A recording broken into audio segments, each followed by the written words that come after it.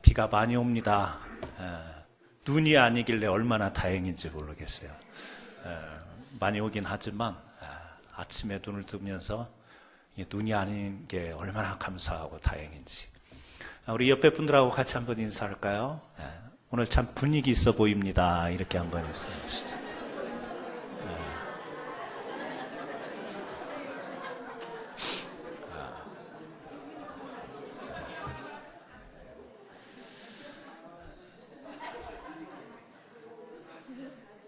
어떤 분위기인지는 몰라요. 그런데 하여튼 내용은 생략하고 분위기 있어 보입니다.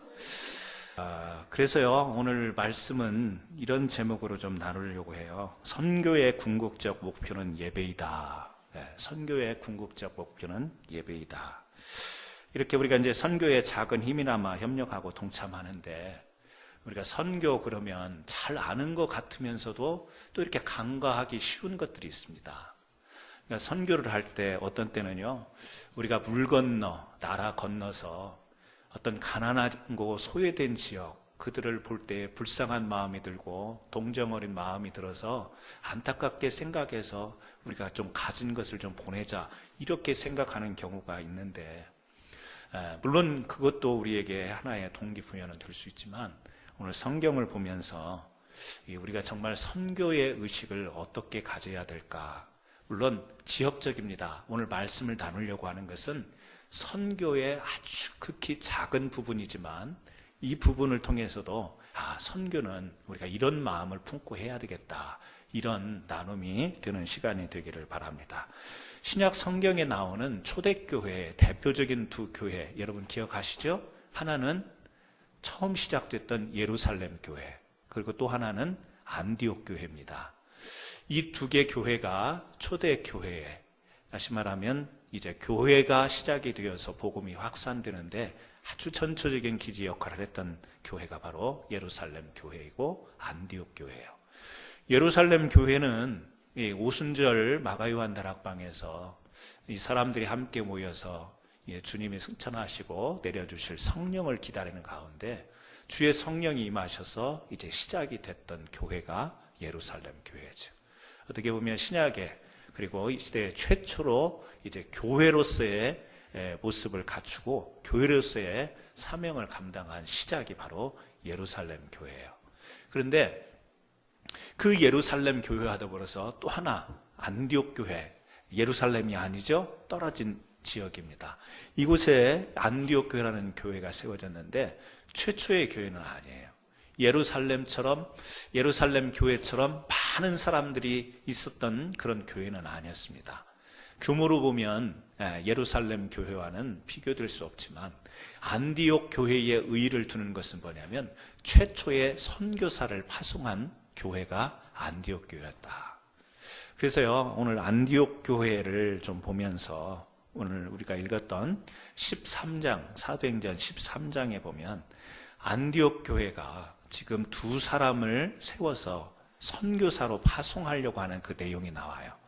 거기에 누가 나오죠? 바나바와 사울, 우리가 아는 바울입니다. 이 두 사람을 세워서 이제 선교사로 파송하려고 하는 내용이 지금 나오는데, 이 말씀을 통해서 안디옥 교회가 어떻게 이렇게 최초로 귀한 사역을 감당할 수 있었는가, 두 가지 관점으로 오늘 말씀을 한번 보려고 합니다. 첫 번째는요, 안디옥 교회는 예배의 정성을 다했던 교회였다라는 거죠. 오늘 그 말씀 2절을 보세요. 주를 섬겨 금식할 때에, 이렇게 말씀이 나와 있습니다. 그러니까 우리가 지금 보고 있는 개역 개정 성경에 보면 주를 섬겨 이렇게 되어 있는데, 이 주를 섬긴다라는 원어의 말의 뜻을 보면 예배를 드린다, 이런 말입니다. 그러니까 섬긴다, 그 말이 예배 드린다. 그래서 새 번역 성경에 보면 이렇게 번역을 해 놨어요. 주를 예배하며 금식하고 있을 때에, 이렇게 번역을 해 놨습니다. 그러니까 이 사도행전 13장 2절에서 이 안디옥 교회가 어떤 모습을 가졌느냐, 주를 섬겨 금식했다. 이 말은요, 하나님을 향해서 예배했는데 그냥 예배하는 게 아니라 금식하는 모습으로, 다시 말하면 아주 간절한 마음으로 예배에 집중하였다, 그런 모습을 우리들에게 이렇게 소개하고 있는 겁니다. 이 안디옥 교회가 이렇게 금식까지 하면서 주님 앞에 열정적으로 또 간절히 집중하며 예배를 드릴 때 하나님의 음성을 듣게 되죠. 어떤 하나님의 음성이죠? 일꾼을 세우라는 겁니다. 다시 말하면 안디옥 교회뿐만 아니라 그 주변에 있는 지역에 복음을 전해야 될 이 선교사, 오늘날 우리 말로 이야기하면 선교사를 세우라는 주님의 음성을 듣게 되는 거예요. 그래서 여기에서 예배할 때에 하나님의 그 사명을 받게 되고 그 사명을 받아서 지금 두 사람을 세우는 그런 내용이 지금 오늘 본문 말씀에 나오는 거예요. 자, 오늘 이 말씀을 간단히 보게 되면 예배할 때에 하나님의 음성이 들렸고 그 하나님의 음성의 내용이 뭐였냐면 복음을 증거하는 자를 세우라, 선교사를 세우라. 조금 너무 이 압축적인 협력하는 말로 이렇게 되겠습니다만 예배와 선교가 하나로 연결되어 있다는 것을 우리는 이 말씀 속에서 볼 수가 있겠습니다. 미네아폴리스예요. 베들레헴 침례교회를 이제는 은퇴하셨습니다. 작년인가 재작년인가 은퇴를 하셨는데 이 베들레헴 침례교회에 담임하셨던 존 파이퍼 목사님, 아마 여러분이 우리 한국에 이분의 책이 참 많이 번역되어 나와 있어요. 한두 번쯤 읽었으리라 생각이 됩니다만 침례교회 목사님인데 철저히 칼빈주의 신학자입니다. 그래서 이분을 보면 정말 장로교회 신학자 같은 그런 느낌이 이 글을 읽다 보면, 그런데 이분이요 열방을 향해 가라라고 하는 이 선교의 본질에 관한 책을 쓰셨어요. 그 책에서 이렇게 이야기를 해요. 교회의 궁극적인 목표는 선교가 아니라 예배이다, 그런 이야기를 합니다. 교회의 궁극적 목표는 선교가 아니고 예배다, 이렇게 이야기를 하는 거예요. 그래서 예배가 없는 곳에 선교가 필요한 것이다, 이렇게 말을 이제 이어갑니다. 무슨 이야기냐면 교회는 교회에 우리가 크게 5가지 이렇게 기능이 있다고 그러잖아요. 예배가 있고 또 교육이 있고 봉사가 있고 교제가 있고 전도가 있고 이렇게 선교가 있고 이러는데 이 기능들이 있는데 다른 것은 다 사람을 향해서 있는 거죠. 교육도, 그죠? 그리고 교제하는 것도 이 사람들 사이에서, 봉사하는 것도. 그런데 예배만큼은 그 대상이 하나님이시라는 거죠. 그래서 교회가 존재하는 것은, 교회의 존재 이유는 하나님을 예배하기 위해서. 그래서 우리 아까 찬양 부르다 보니까 제일 첫 곡이 그 곡이더라고요. 우리를 통해서, 축복의 통로, 우리를 통해서 열방이 주님 앞에 예배하게. 아까 가사 보니까 그런 가사예요. 그죠? 그러니까 우리가 하나님을 이렇게 모여서 예배하는 것, 이게요 교회에 가장 먼저 돼야 되고 우선되어야 되고 가장 중요한 내용은, 이 교회의 내용은 예배해야 된다. 하나님을 영화롭게 하고 그 하나님을 보면서 즐거워하고 기뻐하는 것, 이것이 교회의 본질이다라는 거죠. 그런데 이 하나님을 알지 못해서 하나님을 예배하지 못하는 그곳에 하나님을 예배할 수 있도록 우리가 전하는 것, 이것이 선교다라고 존 파이퍼 목사님은 그것을 이야기하는 거예요. 선교지가 우리가 볼 때 열악하고 우리보다 못 살고 가난하고 이렇게 불쌍해서 우리가 뭔가를 이렇게 전하는 게 아니라 그곳에 예배가 없기 때문에, 그곳에 하나님을 아는 이 백성들이 없어서 하나님을 알지 못하기 때문에, 하나님을 예배하지 못하기 때문에 그 예배에 소유된 곳에 예배 드릴 수 있도록 우리가 함께 돕는 것, 기도하는 것, 협력하는 것, 이것이 선교다. 존 파이퍼 목사님은 그 이야기를 하는 거예요. 저는 굉장히 이 이야기에 정말 명확한 해석이고 정말 공감 가는 이야기다.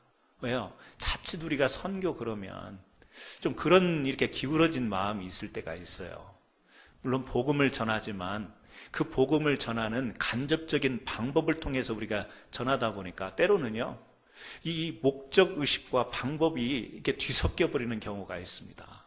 그래서 뭔가를 도와야 되는 것에 우리들이 좀 관심을 집중하게 되고 그 방법에 우리가 목표처럼 생각을 하는 경우가 있어서 이게 이 주객이 전도되는 경향을 우리가 경험하게 됩니다. 그런데 우리가 선교한다 그럴 때는 분명한 이 의식을 가지고 선교해야 되겠습니다. 뭐죠? 예배라고 하는 거. 지금 하나님을 예배할 수 있는 것은요, 하나님을 알아야 예배할 수 있는 거지. 하나님을 모르면 어떻게 예배를 드릴 수 있겠어요? 그러니까 하나님을 알아야 예배 드릴 수 있는 거죠. 우리도 마찬가지 아니겠어요? 하나님을 알아야 예배할 수 있죠.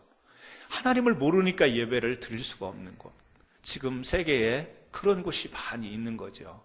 물론 가난하고 물론 우리가 사는 환경이 열악할 수 있어요. 아니, 반대일 수 있습니다. 사는 건 풍요롭게 잘 살 수 있고 어찌 보면 우리보다 더 잘 사는 사람, 더 잘 사는 어떤 민족이 있을 수 있어요. 그러나 잘 산다 하더라도 하나님을 모르고 하나님을 예배할 줄 모르면 그들을 향해서도 우리가 긍휼히 여기는 마음을 가지고 하나님의 마음을 품고 선교해야 되는 대상이 되는 줄로 믿습니다. 우리를 힘들게 했던 민족이라 할지라도 그들이 하나님을 모르고 하나님을 예배할 줄 모른다면 그들을 향해서도 우리는요, 어떻게 해야 되죠? 선교해야 될 줄로 믿습니다. 지난번에도 말씀드렸잖아요. 우리 한국 교회가 일본 선교가 그렇게 힘들다고. 왜? 선교의 당위성은 아는데 감정 때문에 안 되는 거죠. 일본이라고 하는 나라, 우리가 한때 침략을 받고 지배를 받았기 때문에 그 민족적 감정이, 이 정서가 이게 안 되니까 분명히 그들이 하나님을 알아야 되고 그들도 하나님을 예배해야 되는 선교의 대상인데 일본에 할 것 같으면 다른 곳에 하겠다, 뭐 이런 감정들이 조금 있는 것 같아요.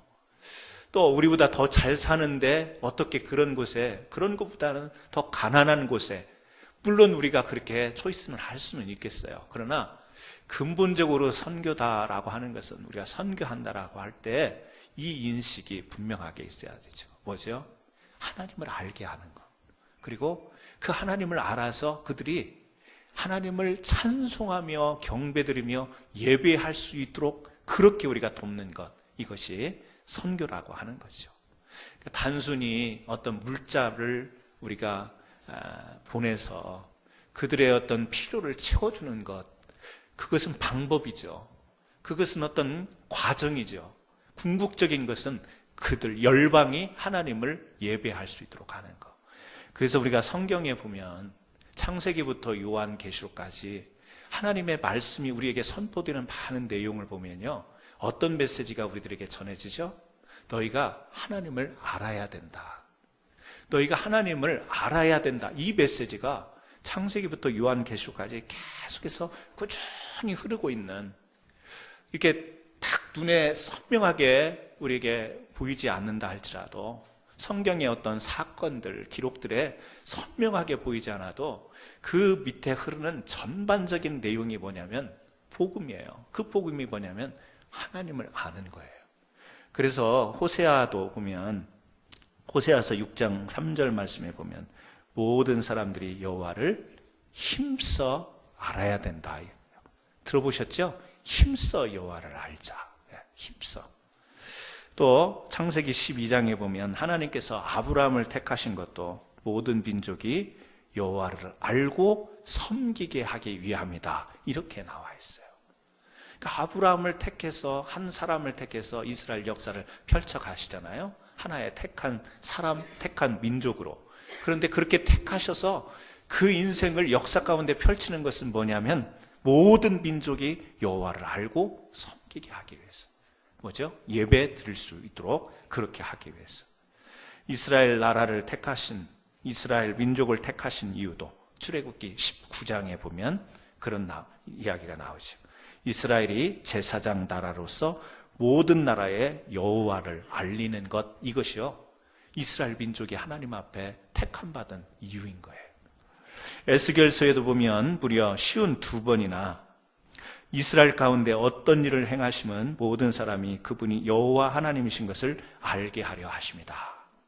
비슷한, 문장은 조금 다르지만, 표현은 다르지만 그 같은 52번이나 어떤 내용이 나오냐면 하나님이 어떤 일을 행하실 때 그렇게 사람들에게 행하시는 일들은 뭐냐면 그분이 여호와이신 것을 알게 하기 위해서, 하나님인 것을 알게 하기 위해서 그렇게 하나님이 많은 일들을 행하셨다. 어떤 이스라엘 민족에게 내신 징계도 있고요, 축복도 있고요, 다른 민족들을 붙여서 이 열방들을 통해서 이스라엘이라고 하는 나라를 막 역사적으로 다양한 사건을 일으키시는 이 다양하게 행하신 이유가 뭐냐? 하나님을 알게 하기 위해서다. 시편 22편에 보면 이런 말씀이 나와요. 땅의 모든 끝이 여호와를 기억하고 돌아오며 모든 나라의 모든 족속이 주의 앞에 예배하리니 나라는 여호와의 것이요 여호와는 모든 나라의 주제이심이로다. 모든 나라의 모든 족속이 주 앞에 예배하리니, 이런 이야기가 나옵니다. 또 하나만 더 소개해드리면 시편 67편에 하나님이여 민족들이 주를 찬송하게 하시며 모든 민족들이 주를 찬송하게 하소서, 간절한 열망이 표현되어 있는데 뭐죠? 모든 열방이 하나님께 예배 드릴 수 있기를 원합니다. 소원을 이야기한 거예요. 그러니까 오늘 이곳에서 예배를 드리는 우리나 지금 아프리카에서 살고 있는 어떤 족속 민족이나 남미에 있는 어떤 사람들이나 다 모두가 열방이 하나님께 예배드리는 것, 이것이 바로 우리가 이 땅에서 존재하는 이 사람들의 제일 되는 목적이고 교회의 존재의 이유가 된다는 사실인 거죠.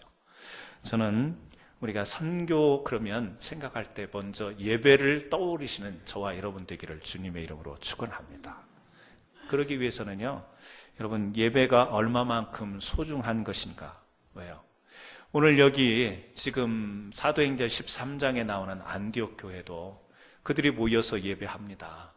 금식하면서 간절한 마음으로 하나님 앞에 예배를 드릴 때 예배를 드린다라는 그 자체가 뭐죠? 하나님의 뜻을 구하는 거 아니겠어요? 하나님의 소원을 헤아리는 거 아니겠어요? 예배를 통해서 영광 돌리고 예배를 통해서 우리가 갖게 되는 것은 뭐죠? 이 예배를 통해서 하나님이 원하시는 뜻이 무엇입니까를 우리가 잘 기도하고 또 묵상하고 찾아 나가는 것, 예배 가운데 담겨 있는 요소 아니겠어요? 그러니까 진정으로 하나님께 신령과 진정으로 예배하는 자는 하나님의 뜻을 찾고 구하게 돼 있어요. 그런데 진정으로 예배하지 못한다라는 그 말의 또 다른 의미는 뭐냐면 하나님의 뜻은 이 상관이 없이 우리가 하나님 앞에 신령과 진정으로 예배 드린다고 하면서 제대로 된 예배를 못 드리는 것은 뭐냐면 하나님의 뜻을 구하지 못한 채 자기의 뜻을 구하는 거, 자기 바라는 것만 찾는 거, 이것이 예배를 드리면서도 신령과 진정으로 예배를 드리지 못하는 모습이라는 거죠. 그러니까 예배하는 자는요, 예배자는 하나님의 뜻을 구하게 되어 있습니다. 여기 지금 사도행전의 안디옥 교회도 예배 가운데에 집중하여 예배 드리는 가운데 하나님의 뜻을 구한 거죠. 하나님의 뜻이 그들에게 알려졌죠. 뭐죠? 이 선교사 둘을 세워서 파송하라고 하는 메시지를 받은 거예요. 그래서 최초의 안디옥 교회가 선교사를 이제 파송하게 되어지는 일들이 짧게 한 구절 두 구절로 표현되어 있지만 그 역사가 지금 기록이 되어 있는 거죠. 저는 선교뿐만 아니라 이 예배를 통해서 하나님의 소원과 하나님의 뜻을 아는 저와 여러분 되기를 주의 이름으로 축원합니다. 예배를 통해서 위로를 받아요. 예배를 통해서 우리가 치유도 받습니다. 예배를 통해서 삶의 용기도 얻습니다. 예배를 통해서 얻어지는 정말 많은 축복들이 있습니다.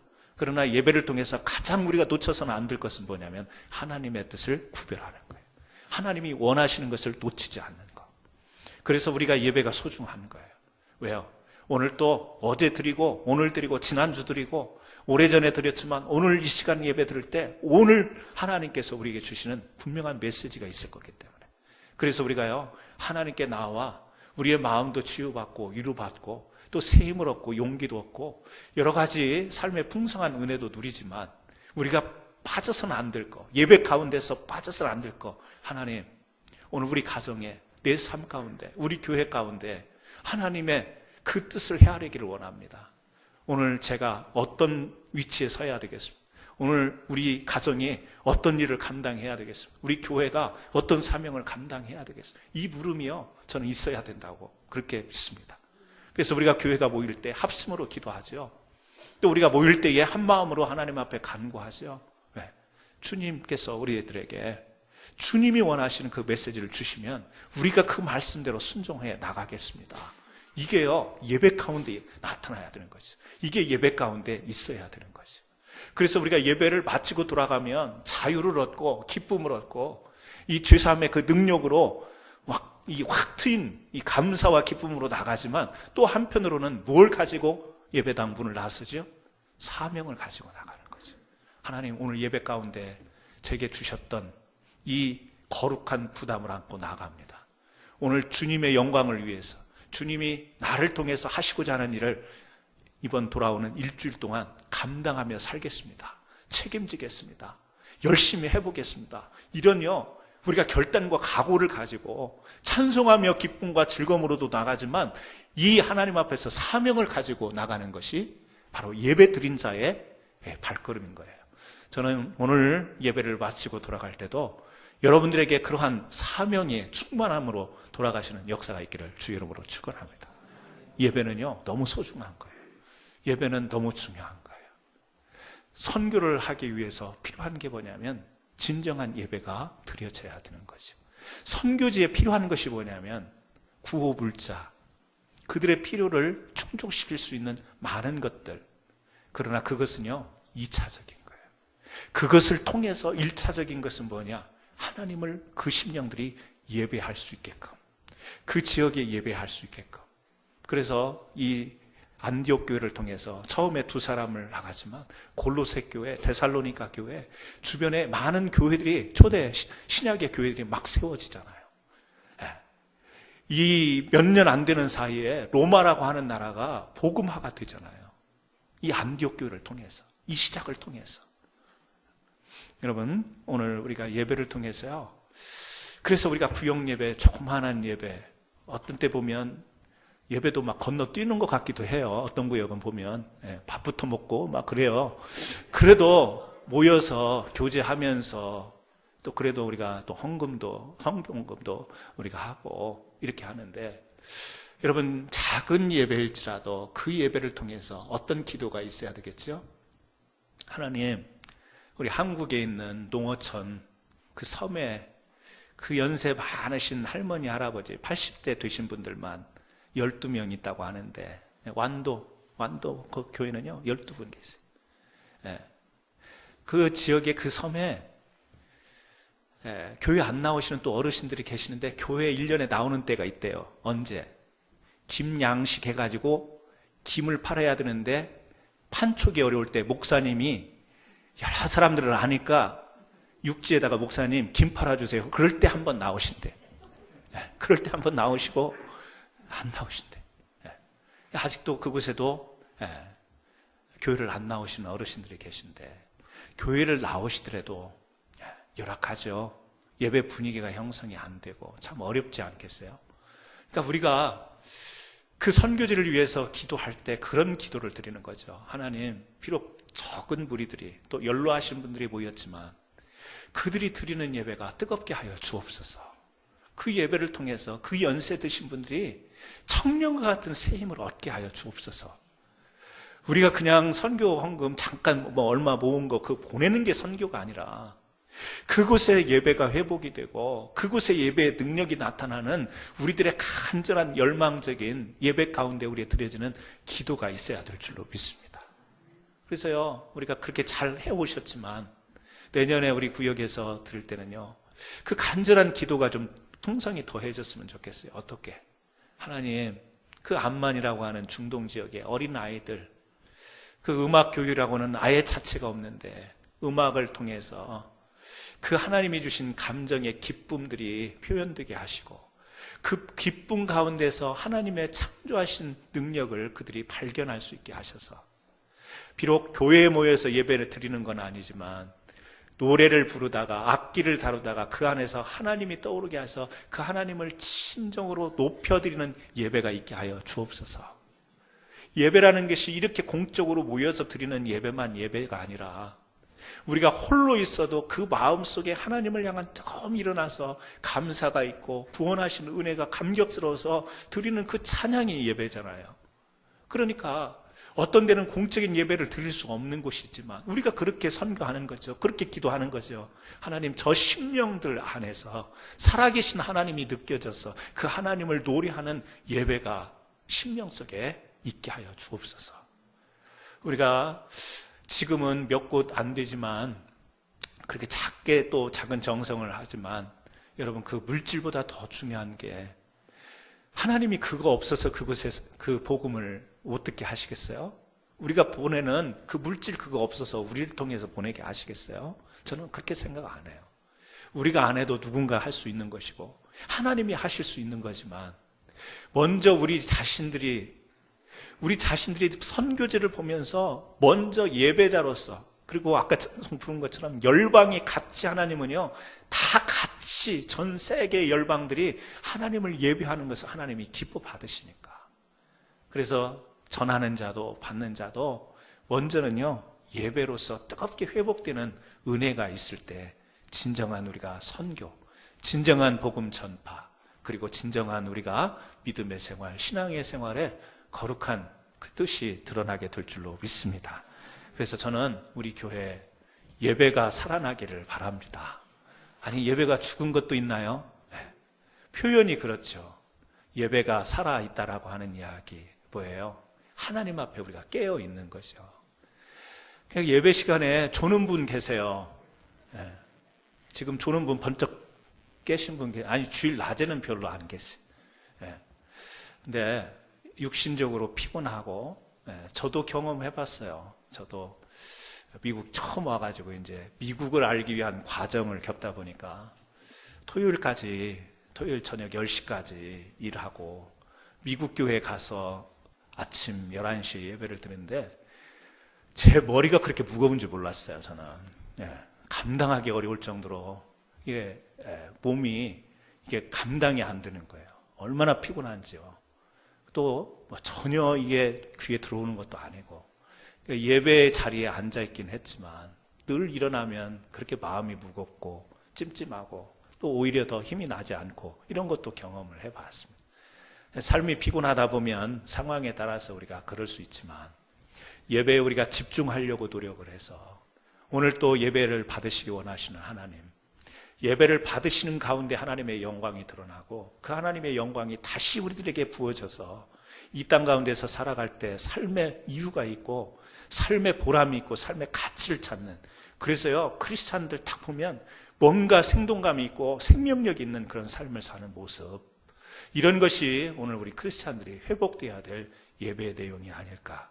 예배가 회복되는 저와 여러분 되기를 주님의 이름으로 축원합니다. 두 번째는요, 안디옥 교회는 성령의 인도함을 받았습니다. 3절 말씀에 보니까 이에 금식하며 기도하고 두 사람에게 안수하여 보내니라. 이제 복음을 전할 선교사로 바나바와 사울을 세웠습니다. 그리고 안디옥 교회가 기도하고 두 사람을 안수해서 보내요. 그런데 4절 말씀을 한번 보십시오. 같이 한번 읽어보겠습니다. 두 사람이 성령의 보내심을 받아 실록에 내려가 거기서 배 타고 부르로 가서, 4절 처음에 보니까 이렇게 소개가 되고 있어요. 두 사람이 성령의 보내심을 받아. 자, 3절에서는 안디옥 교회에서 안디옥 교인들이 금식하고 기도하여 두 사람에게 안수까지 해서 보냈어요. 근데 4절에서는 그 보낸 것을 어떻게 설명하냐면 두 사람이 성령의 보내심을 받아, 이렇게 표현하고 있어요. 사람들이 세워서 금식하며 기도하면서 보냈는데, 파송했는데 4절에 가서는 성령이 그 사람들을 보냈다, 그렇게 이야기해요. 연결이 되죠. 우리는 이 교회를 알기 때문에 이 말씀이 이해가 돼요. 자, 사람들이 세워서 보낸 것 같지만 누가 한 거라고요? 성령이 세우셔서 보낸 것이다. 성령이 교회를 통해서, 성령이 교인들을 통해서 선교사를 보냈다. 지금 그런 말씀이죠. 다시 말하면 교회는 사람들이 움직이고 사람들이 무언가를 만들어내고 사람들이 행하는 것 같지만 그 사람들의 행함 위에 주의 성령의 이끄심과 인도가 있다는 사실. 우리가 그래서 오늘 우리가 늘 이야기하지만 우리 교회도 말씀과 성령이 이끄시는 교회. 뭐죠? 하나님의 말씀이 우리를 이끄시고 또 하나님의 그 성령이 이끄셔서 교회가 결정하고 기도하면서 세운 것 같고 보내는 것 같지만 성령이 보내셨다. 하나님께서 주도하셨다. 그 내용이 지금 나와 있는 거죠. 교회의 존재 의미에는 언제나 두 가지 요인이 있습니다. 뭐죠? 말씀과 성령이라는 거죠. 말씀은요, 교회가 이 존재하는 기초예요. 복음이, 말씀이, 신앙의 고백이 교회의 기초가 됩니다. 그리고 그 말씀이 살아 역사하고 움직이게 하고 능력 있게 하는 것은 성령이죠. 그러니까 하나님의 교회는 말씀에 건전하게 바로 서 있어야 되고 주의 성령의 역사가 임하여야 되고 성령의 역사가 나타나야 역동적인 하나님의 뜻을 펼치는 교회로 설 수 있다라는 거예요. 교회는 교회인데 조용한 교회가 있어요. 좋게 표현해서 조용한 교회, 좀 심하게 표현하면 죽은 교회, 영적으로 죽은 교회. 사람들은 있지만 하나님의 성령의 역사가 나타나지 않는 교회. 그것이 가장 피하고 싶은 교회죠. 저는 가장 피하고 싶은 교회가 그런 교회예요. 뭐죠? 성령의 역사가 없는 교회, 말씀의 역사가 없는 교회. 저는 우리 캔사스 한인 장로교회가 말씀으로 풍성하고 성령의 이끄심을 받는 성령의 역사가 충만하게 또 풍요롭게 나타나는 그런 교회가 되기를 간절히 소원합니다. 그러기 위해서는요, 우리가 성령에 대해서 맞이하고 환영하고 거기에 순복할 수 있는 영적인 준비된 자세가 우리에게 필요한 거죠. 선교라고 하는 것, 성령께서 교회를 통해서 이루시는 하나님의 사역인 줄 믿으시기를 바랍니다. 그런데 오늘 여기 이 말씀에 보게 되면 교회가 선교사를 파송하죠. 사람을 보내죠. 물론 성령이 그렇게 하십니다. 그래서 저는 여기서 한 가지 우리가 좀 더 주의 깊게 볼 것이 있는데요. 그게 뭐냐면 우리가 선교를 하는 것이 일상적으로 보면 요즘에는 개인적으로 이렇게 선교지를 후원하고 이런 게 굉장히 일반화되어 있습니다. 우리가 그렇게 선교에 관심을 가지고 또 협력하고 도울 수 있다는 것이 은혜이고 축복이지만 이 교회에서 이 하나님의 인도하심을 따라서 교회가 파송하거나 교회가 어떤 선교지를 정하거나 이렇게 돼서 한 마음이 되고 협력해서 하는 것, 이것이 바람직한 것이다. 왜냐하면요, 개인적으로 하는 것이 잘못되었다 그 이야기가 아니에요. 얼마든지 할 수 있는 겁니다. 그리고 얼마든지 감동받는 대로 할 수 있지만 제가 말씀드리는 것은 간혹 이런 일들이 있을 수 있어요. 뭐냐면 교회가 어떤 선교를 하는데 거기에 동참하지 않으면서 나는 우리 교회에서 왜 그런 곳에 선교하는지 모르겠어. 마음에 불만이 있죠.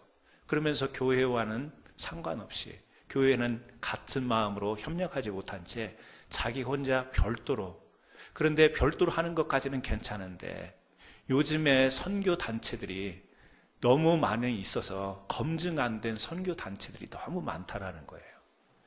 겉으로 보면 그 이름만 보면 굉장히 좋은 선한 선교 단체 같은데 그 내막을 들여다보면 온전한 선교 단체가 아닌 것들이 너무 많이 생겨서 목회자들도 사실은 어떤 선교 단체 그러면요, 이게 진위를 파악하기가 쉽지 않습니다. 그렇기 때문에 혹시 우려해서 말씀드리는 거예요. 개인적으로 선교하는 것이 잘못됐다 그게 아니고, 또 기왕이면 교회가 같이 협력해서 하는 것에, 오늘 안디옥 교회도 그랬던 것처럼 교회를 통해서 성도들을 통해서 함께 질서 있는 선교를 하는 것이 가장 좋고, 또 자기가 개인적으로 하게 될 경우에는 분명하게 이게 검증이 된 곳에, 그곳에 선교할 수 있는 주의를 필요로 하고, 그러나 또 그 개인적으로 하는 것과 교회 공동체 사이에서, 교회에서 하는 것에 나는 어떤 불만적인 것 때문에 내 마음대로 내가 원하는 것을 하겠다라고 하는 것은, 우리가 하나님의 일을 하지만 하나님은 질서의 하나님이시고 하나님은 협력해서 선을 이루시기를 원하시는 하나님이기 때문에 그런 것들을 신중히 우리가 한번 살펴볼 필요가 있다라는 것을 오늘 말씀을 통해서 한번 더 우리가 좀 점검해 봤으면 좋겠고요. 우리가 이제 우리 교회도 우리가 구역에서 뿐만 아니라 이렇게 선교 헌금 들여서 우리가 이제 여러 가지 선교에 대해서 지금은 구역별로 하지만 분명히 이 시대에 하나님이 요구하시는 예배 드릴 때 예배하는 자에게 하나님이 주시는 분명한 뜻은 이 복음이 땅끝까지 증거되는 것은 오늘날 모든 교회를 향해서 주님이 주신 사명입니다.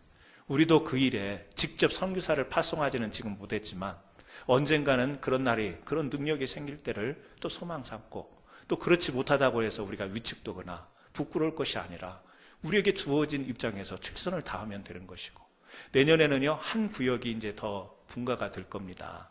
한 구역이 증설이 되면 제가 좀 생각을 했어요. 한 구역이 증설이 되면서 또 청년부가 내년에 시작이 될 거예요. 그래서 새로 시작되는 한 구역과 청년들과 우리 유스그룹이 좀 같이 힘을 합해서 우리 다운타운에 있는 홈리스 사역하는 곳에, 우리가 단독적으로 못하니까 조금 우리가 1년에 몇 차례라도 우리 유스그룹 아이들도 같이 가서 서빙하면서 작은 나눔을 좀 이제 내년에는 좀 그렇게 애드했으면 좋겠다, 이런 생각을 갖습니다. 물론 제 개인적인 생각이지만 우리 교회 공동체가 그런 방향으로 가면 어떨까, 그런 생각을 해요. 왜 그런 생각을 했냐면요, 지난번에 버지니아에 그 세미나를 가서 거기에서 이제 한 교수님이 이 미국의 선교에 관한 이야기를 하다가 그런 이야기를 하는데 이게 제 귀에서 이게 떠나지를 않는 거예요. 뭐냐면 미국이라는 나라가 세계의 선교의 영향이 얼마나 지대한 큰 영향을 끼쳤냐. 이 세계 만방에 미국 선교사들이 안 들어간 곳이 있냐. 특히 아프리카 같은 경우에는 아주 지대한 선교의 공을 세웠는데, 그러면서 그 교수님이 하는 이야기가, 그럼에도 불구하고 미국이 결정적으로 선교에 미스한 게 있다. 예루살렘과 온 유다와 사마리아와 땅끝까지 복음을 전하라고 하신 그 원리에서 한 가지 놓친 것이 있는데, 미국이 사마리아를 놓쳤다. 이스라엘 백성으로 보면 사마리아는 뭐죠? 동족이었어요. 동족이지만 그 이방 나라 때문에 혼혈이 되어서 그곳에서 이 정통 유대인들이 아주 무시하고 경멸했던 그 사람들이 사마리아 사람들 아니었어요? 그러니까 동족인데 소외되고 있는 사람. 그러니까 미국이 아프리카로 세계로 복음을 가지고 선교를 나갔는데, 그래서 거기가 정말 작은 리틀 아메리카처럼 되어버렸는데, 정작 미국 안에 소외된 계층들은 돌아보지 못한 채 너무 물 건너 나라 건너로만 많이 간 것 아니냐. 이 점이 미국 선교의 조금 오점이 아니겠냐, 이런 이야기를 하더라고요. 그래서 우리가 선교 그러면 물 건너 생각하는 거, 나라 건너 생각하는 거, 다른 민족 생각하지만 어떻게 보면 등잔밑이 어둡다고 우리가 살고 있는 이 로컬 지역에서 소외되고 또 가난하고 어렵고 하나님을 그 말 그대로 예배할 수 없는 환경에 처해 있는 자들을 돌아보는 것, 이것도 굉장히 우리에게는 중요하다라고 하는 생각을 가지면서, 그래서요 우리가 크게는 못합니다. 많은 것은 못합니다. 항상 여러분과 이야기하지만 우리가 할 수 있는 것부터 하는 것인데, 우리도 예루살렘과 온 유다와 사마리아와 땅끝까지 복음을 전하는 데 있어서 어떤 한 곳을 미스해서 건너가는, 그러면서 우리가 선교를 확대해서 가는 이런 오류를 범하지 말고 우리 주변을 잘 보살피며 정말 하나님을 필요로 하는 자들, 정말 예배가 회복돼야 할 자를 향해서 우리도 나가는 이 보살핌과 관찰이 필요하지 않을까. 그래서요 우리 성도님들이 선교에 대한 뜨거운 기도가 지금 오늘 오랫동안에 그렇게 되어 왔지만 내년에 좀 더해지기를 주의 이름으로 축원합니다. 어떻게 해요? 진정한 예배자로서 하나님, 정말 우리 주변에 있는 많은 영혼들이 하나님께 돌아오는 예배자들이 되게 하옵소서. 이 마음 가지고 예배의 회복과 더불어 선교가 왕성해지는 우리 교회 사역이 되기를 주의 이름으로 축원합니다. 기도하겠습니다. 이 시간 우리 같이 한번 기도했으면 좋겠습니다. 기도하실 때요, 우리 구역별로 선교지가 있었잖아요. 우리 선교사님이 계시잖아요. 목사님이 계시고, 이 시간 짧지만 간단하게지만 우리 한번 기도했으면 좋겠습니다. 하나님, 우리가 1년 동안 구역 예배 드리면서 함께 기도하고 작은 물질 모아서 이제 보내게 될 텐데, 이것보다 더 소중한 것은 그곳 현지에서 많은 사람들이 하나님을 예배하는 이 놀라운 회복이 있기를 원합니다. 이 시간요 잠깐이지만 우리 같이 한번 통성으로 기도하도록 하겠습니다.